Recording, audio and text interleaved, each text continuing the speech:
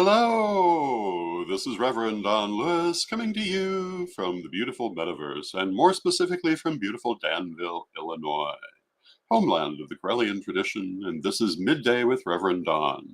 And as you know, if you follow Midday with Reverend Don, you can type your question or comment into whatever platform you happen to be watching on. It will appear here in my chat room, and we can interact. And today, here in Danville, we are being rained on. Um, Sometimes rather heavily. So if you happen to hear rain in the background, that's why, although I doubt that you will. But it's certainly going on. And I suppose it's better rain than snow, but I do wonder a little bit about whether tomorrow it will be ice, which is my least favorite thing about the winter, but we'll see what happens. Yesterday, we did a crystal web ritual. Hello to Tom in the chat room, and hello to Christine in the chat room. It's good to see you both.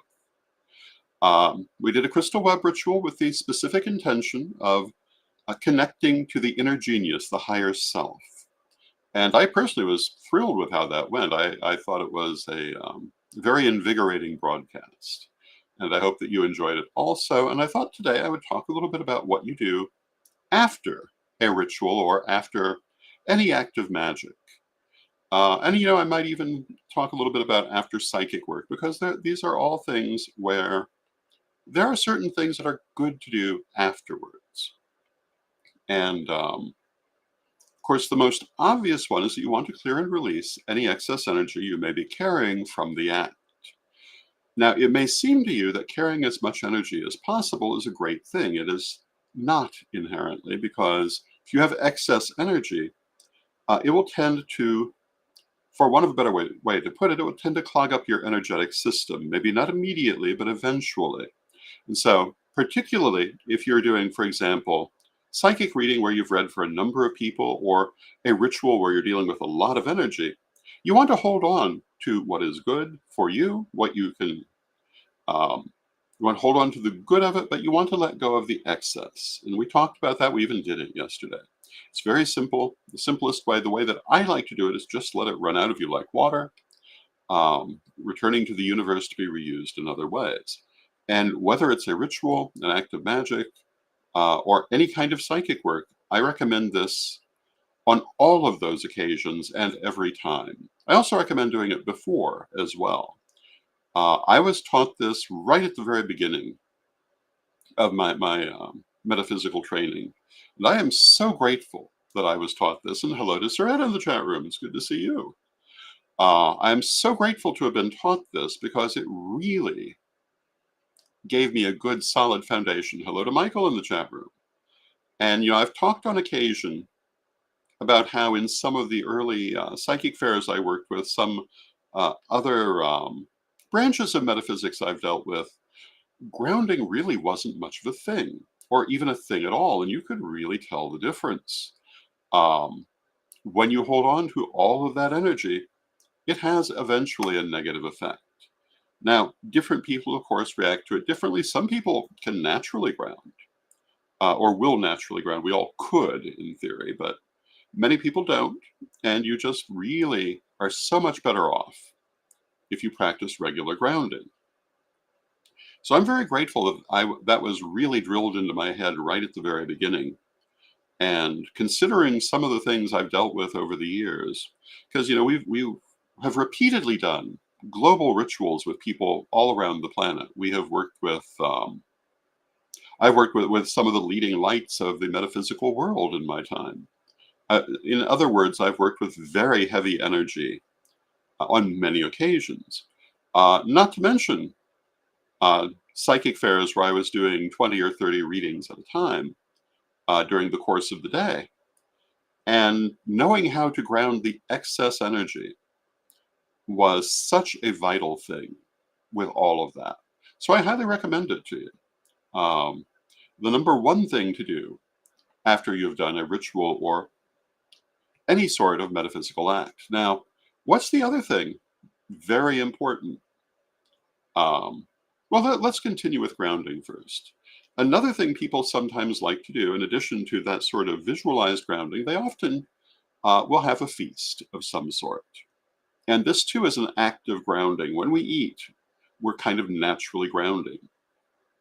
And this is one of the reasons why people often would follow metaphysical workings with a feast of some kind. It's also partly why in certain traditions they would fast beforehand, um, in order to be building up energy. But afterwards, you want to calm it down, and eating is one of the ways of doing that. I think that it's more practical to work with the visualized form of grounding or other forms of grounding. You know, there are things like putting your fingertips in salt, working with stones like hematite. There are a lot of different ways. The visualized form is the one that's always worked best for me. Um, and then perhaps if you want to have a feast, but um, I think if it's your only way of grounding, it's not going to be terribly practical in the long run, because you're going to find yourself absolutely ravenous on many occasions. And what you're actually feeling isn't hunger, it's the need for grounding.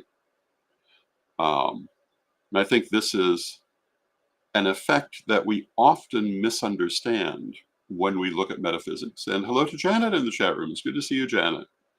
Um, and it has um, it has its consequences. So work instead, I think, with the visualized form and or other forms. And then if you want to have a feast, in reason, I think that's good.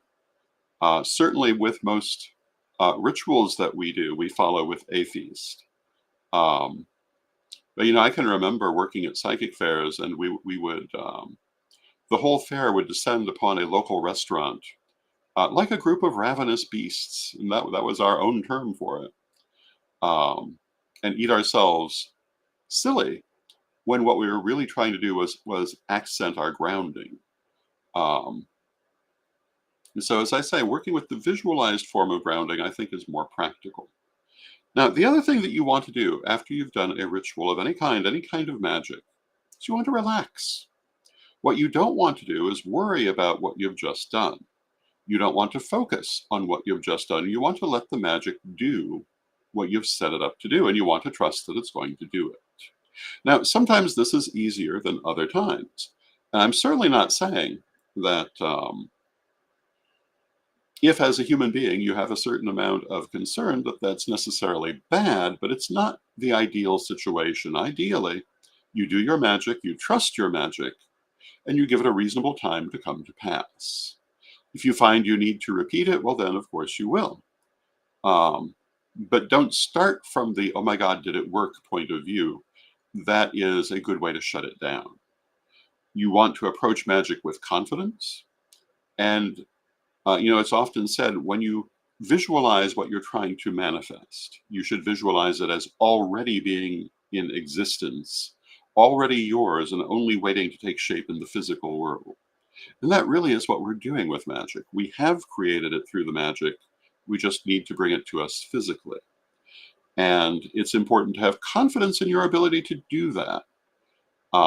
Because, we've talked before about the shadow and how we can unconsciously handicap ourselves in the practice of magic through our belief systems and expectations that we might not be fully conscious of.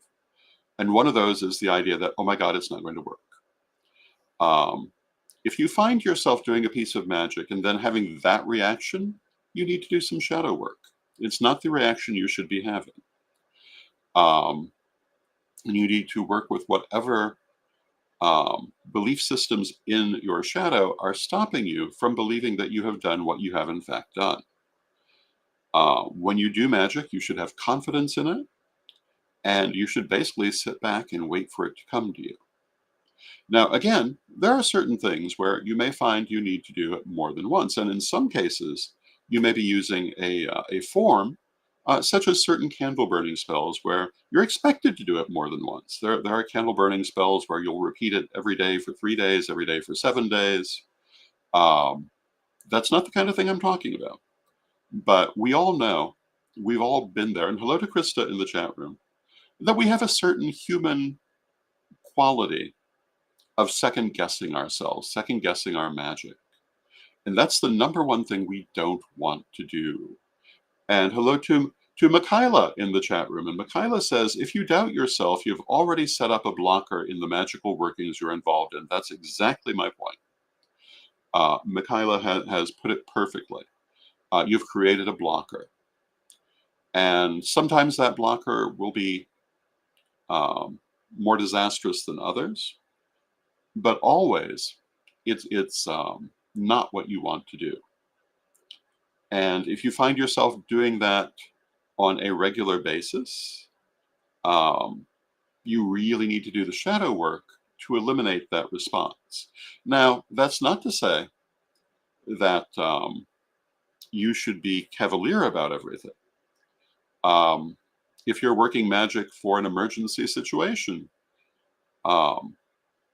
doing the piece more than once is not in and of itself bad. If you want to do it again the next day and the next day, as I say, some spells are set up that way. But you also want to have confidence when you do it and just see yourself as continuing the process. I certainly wouldn't say that you should never do anything twice. In fact, often, particularly with things like soul retrievals, I'll point out you may have to do this more than once. If what you're trying to do is very deep, if you're trying to heal a deeply embedded wound, if you're trying to create something that's very large in the physical world, well, of course you may need to do it more than once. That's not the same thing as doubting what you've done. You still must have absolute confidence in what you've done for the best result. And I'll give you an example of a situation where we repeat the work constantly, and that's the Corellian prayer campaign, the peace prayer. We started this in year 15, so 9 years ago, and the idea was that there was an awful lot of fear and hate being disseminated in the world, and seemingly rather intentionally. And at this point, I feel even more that that was and is intentional. And that if we could focus on the energies of love and peace, we could help to fight that in a metaphysical way. That doesn't mean that there aren't lots of physical things that need to be done. But we felt part of this was metaphysical and needed a metaphysical response. So we created the Corellian Peace Prayer and the campaign where many, many people add to this energy. But it's not something you do once. It's something you do progressively. And, I've talked about the idea of the Peace Prayer campaign before, that there was never the suggestion that it was going to bring about perfect peace, but rather that it brings more peace. And as long as we need more peace, we keep doing it. But that doesn't mean that we feel that doing it once is not effective. We feel that that it needs a constant push because the forces pushing against it are also constant. And nonetheless, when you do the peace prayer, you should have absolute confidence in your magic. You should trust that it is going out and doing the right thing. Just that peace, being such a large goal, is a journey of many steps. And this can be true in our personal goals as well. And so if you're doing, for example, one of those 7-day spells or anything where you're repeating the action, that's not, should not be because you doubt it. It's simply because you are using a longer format. But you must always do your best to have confidence in what you've done. And if you find that you're having doubt, you need to work with that, because doubt is a very bad thing in magic. Now, Krista says, true, stay focused that the outcome of your work has already happened. And Krista also goes on to say, I do hear often that work on a narcissist needs repeating. I can see how that could be true. I can see that there are a number of situations where you may need to repeat what you're doing. That's not the same thing as not trusting what you did in the first place. It's simply recognizing that the situation requires a different approach. And again, with the peace prayer, we've done that many, many times. We continue to do it many, many times, and we come from the point of view there cannot be enough. But that's not because we don't believe that each individual peace prayer is effective. We just believe that It's like building a wall of peace. There are many bricks. If you are working with shadow work and you have determined something that you need to heal within yourself that is very deeply seated, of course you may have to approach it more than once because it is something so deeply seated. Um, that does not mean the first time was ineffective. It just means that that it's so deeply seated that it requires still more energy. And I don't know if I'm accurately explaining the difference between these things, but let me approach it as an artist for a moment. When I do a piece of artwork, it's not uncommon that I will work on it for a certain amount of time, set it aside, and come back later to continue working on it. That is not a statement that my first set of work was not good. Um, it's just that I have broken up my effort into a continual effort and continue to make my effect better. So, when you've done a piece of magic, you must have absolute confidence in it, even if you plan to come back and add to it. And adding to it is not necessarily bad, but second guessing it is always bad. And so you want to avoid that. So, two things I strongly recommend. First is grounding, however you want to do grounding. And the second is to trust what you've done and relax. Now, how do you do that when you're first starting to work magic and you haven't really seen results yet? Well, that's when it's hardest, obviously. When you've done magic and you've seen results, if you find yourself with a little bit of doubt slipping in, you can always remind yourself of other times when you've seen the results and that, yes, it will come. When I was younger and less experienced, this is something that would sometimes happen. Um, I remember a situation relatively early in my life involving my late father and a potential financial crisis in his life. And we were trying to resolve this, and there was no physical way for this to be resolved. So, of course, I did magic for it. And, my mind kept saying, but there's nothing that can come to pass here. And I had to remind myself, oh, but wait. We've seen so many situations where things that had no way of occurring nonetheless occurred, where things that should not have come to pass did come to pass. Remember these things and be patient. And I did, and I was, and the most unexpected solution in the world popped up about 2 mornings later, and the situation was resolved. It was really quite remarkable, but that's what magic does.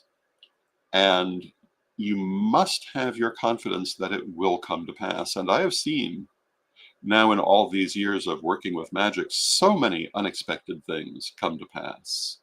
So many things that arguably should not, maybe even could not have happened, come to pass.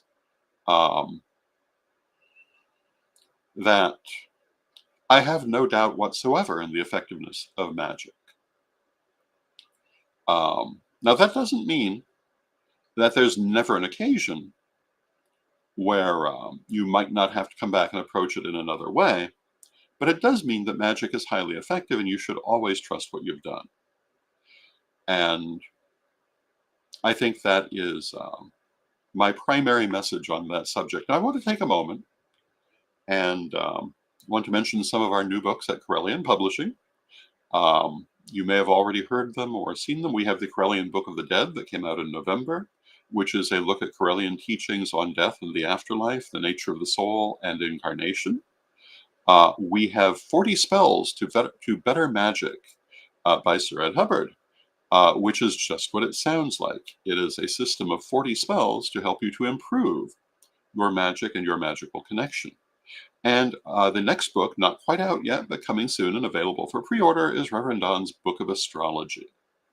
And those are our 3 newest books at Corellian Publishing. We also have relatively new travel magic, and of course many older titles as well that are still well worth receiving.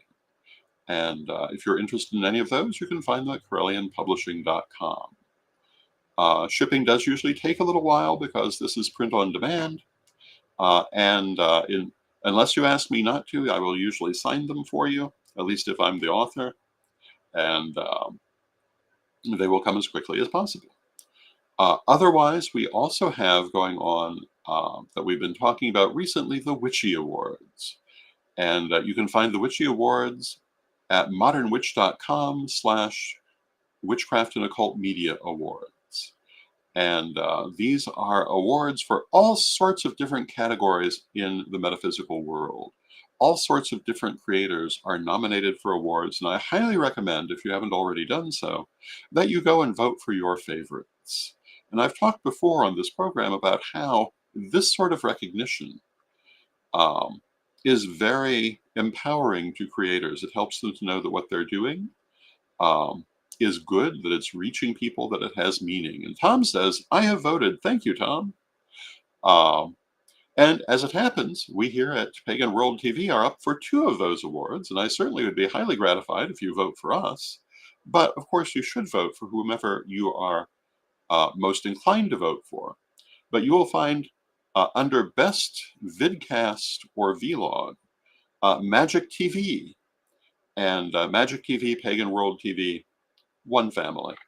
And if you like what we do, if you like this program, if you like the many other programs we bring you, I hope that you would consider voting for us as Best Vidcast, Best Vlog. And then under Best Movie, we have Journey to the Parliament also from us. And I hope that you would consider voting for that. And hopefully you've seen it. I've talked about it several times. I'll take a couple of moments to talk about it again. It's a look at, and Janet says, I have voted. Thank you, Janet. It's a look at pagans' experiences with the Parliament of the World's Religions. And it involves interviews with a number of prominent pagan parliamentarians who talk about their experiences. Some of those experiences are very personal. Some of them are quite historic. And it is, I think, a very informative film with information you're probably not going to find elsewhere. If you haven't seen it, you can find it at Magic TV and see it now. And I highly recommend that you do so. And speaking of Magic TV and Pagan World TV, the reason we started doing this many, many years ago, what was it, 2005, when we started the channel, originally as an independent channel, then later we moved it to YouTube. Now we have it on many, many different platforms.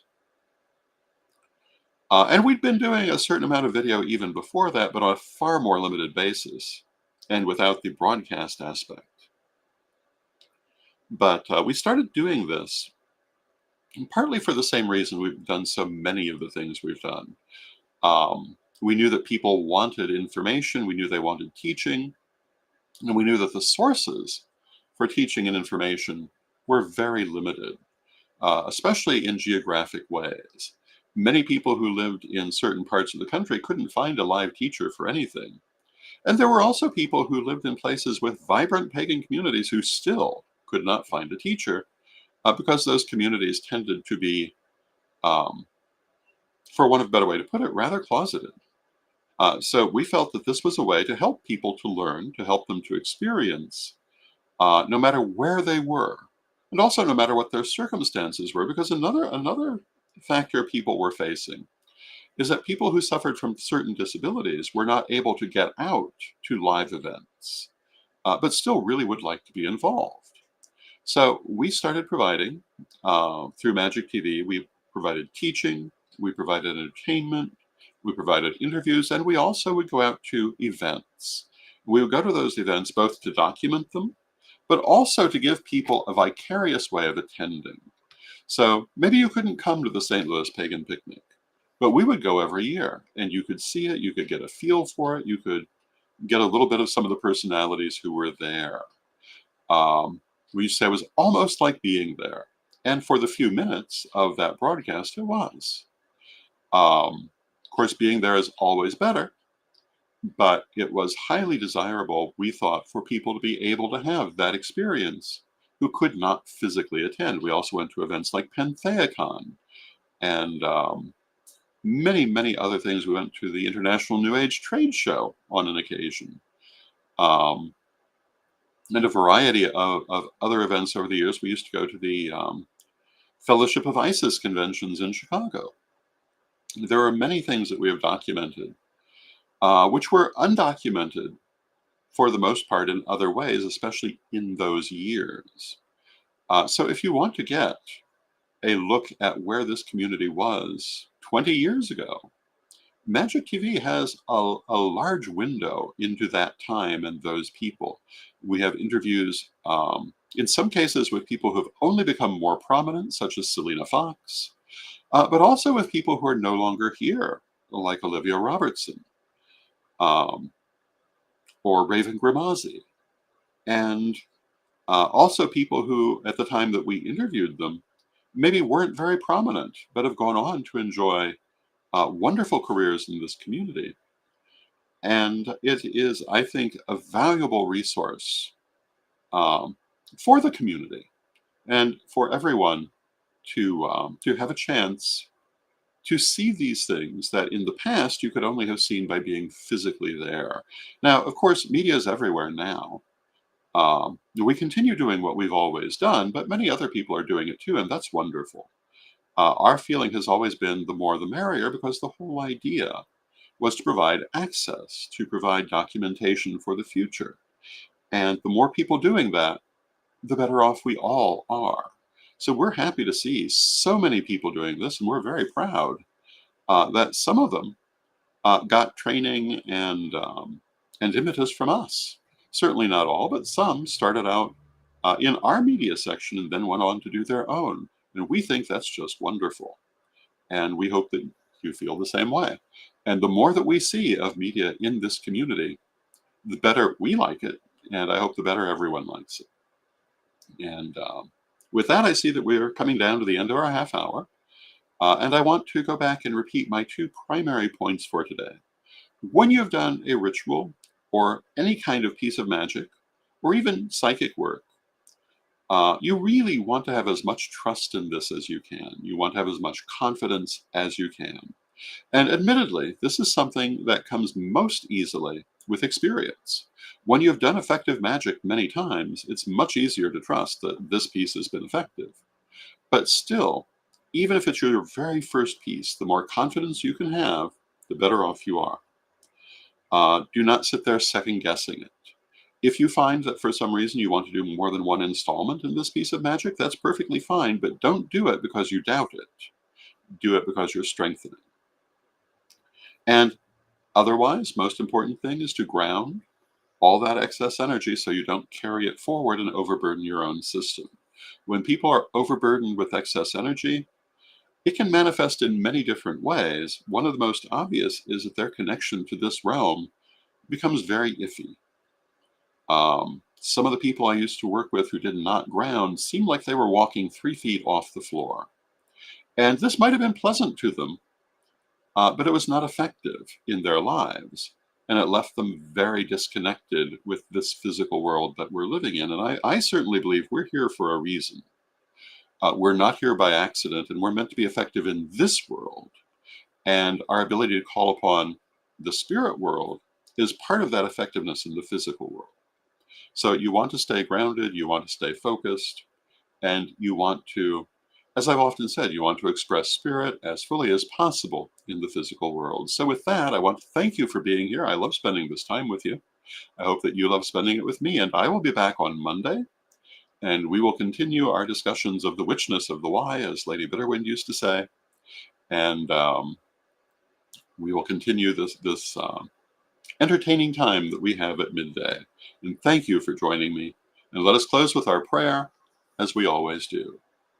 Divine Mother Goddess, Divine Father God, beloved ancestors, we thank you for your presence in our lives, and we hope that we shall go forward hand in hand for many years to come.